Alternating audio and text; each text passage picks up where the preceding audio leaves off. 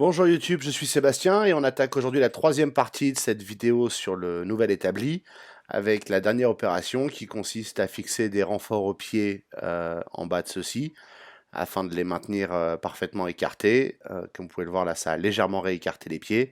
Mes mesures sont exactes par rapport au pied du haut, ce qui va me permettre donc d'avoir des pieds bien parallèles et un établi relativement rigide. Il y a trois barres, une de chaque côté et une au fond. Je vais les mettre à des hauteurs différentes entre le fond et les côtés pour décaler un petit peu la rigidité. Et aussi parce que sur le côté, je vais pouvoir passer en dessous avec un balai, avec plus d'amplitude si besoin. Et au fond, j'en ai moins besoin. Le balai sera contre le mur, donc c'est assez facile. Vous allez donc avoir le plaisir de me regarder souder ces renforts. Et puis ensuite, on mettra l'établi en place et on lui passera la dernière couche de peinture. Enfin, pas de peinture, d'huile. C'est presque pareil, mais c'est pas de la peinture. Naturellement, j'ai commencé par juste faire quelques points de soudure pour tenir les pieds en place. Et une fois que c'était tous alignés et bien placés, j'ai fini les cordons afin d'avoir un résultat solide et définitif. Mais la première étape était de tout placer et tout aligner pour que ça puisse jouer encore un tout petit peu pendant que les pieds se mettaient parallèles.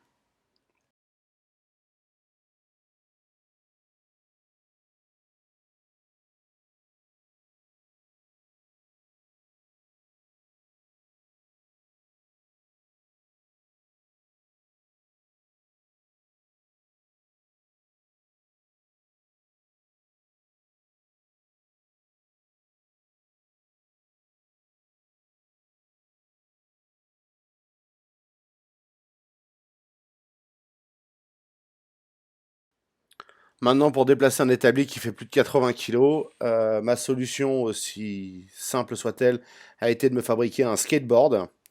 Vous le verrez dans une vidéo, je ferai une toute petite vidéo parce que c'était vraiment un projet simple et amusant. J'ai réinventé le skateboard sans m'en rendre compte, simplement pour pouvoir déplacer l'établi. Mais en fait, c'est bien pratique pour déplacer beaucoup de choses. Donc je mets les deux pieds qui vont aller dans le coin sur le skateboard puisque je ne peux pas les porter de là-bas. Et en soulevant l'autre côté, je vais pouvoir avec un peu de chance, le glisser et le rouler jusqu'à sa position finale.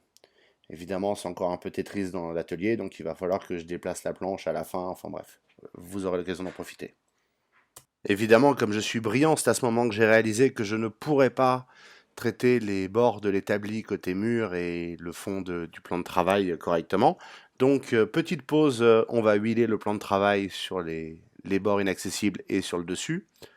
Et on finira les bords accessibles juste après l'avoir mis en place. Donc je vous laisse avec cet intermède de huilage du plan de travail, deuxième couche.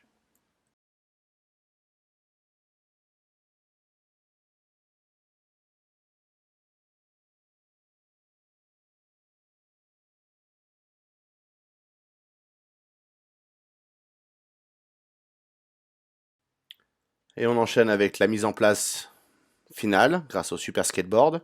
Vous verrez que j'ai gardé les gants parce que cette huile elle colle et elle tâche. Voilà, le skateboard n'était pas parfait, il s'est renversé. Mais comme j'avais mis le plan de travail, les pieds pile au bord de la planche, ça avait peu de chance de tenir jusqu'au bout, mais c'est ce qu'il me faut pour pouvoir le mettre réellement contre le mur.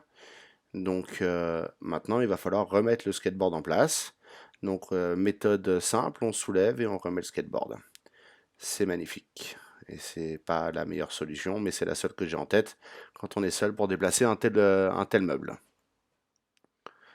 Évidemment, mon skateboard pourrait être amélioré, mais enfin, c'est pas mon métier de fabriquer des chariots. Je fais en fonction de mes besoins sur le coup.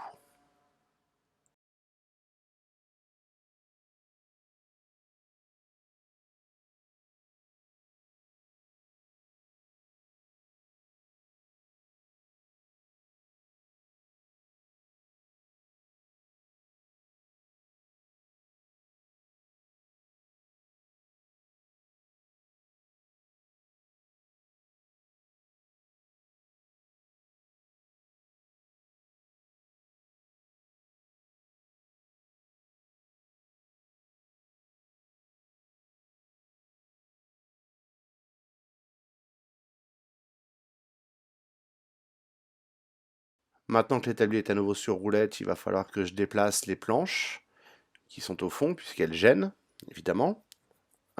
et ensuite on va pouvoir le mettre en place définitivement.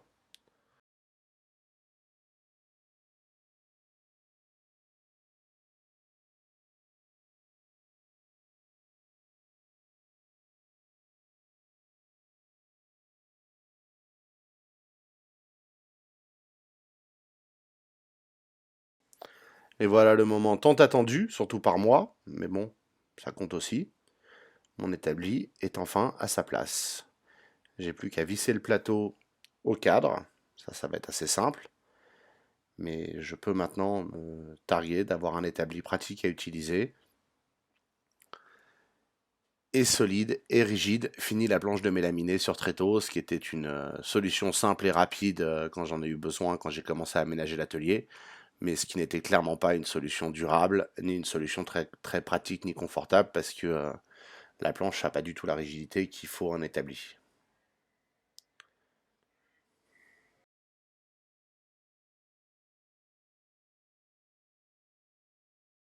Ne pas oublier d'huiler les deux tranches que j'ai pas huilées pour pouvoir le manipuler. Ça va être relativement rapide, hein, il suffit de quelques coups de pinceau.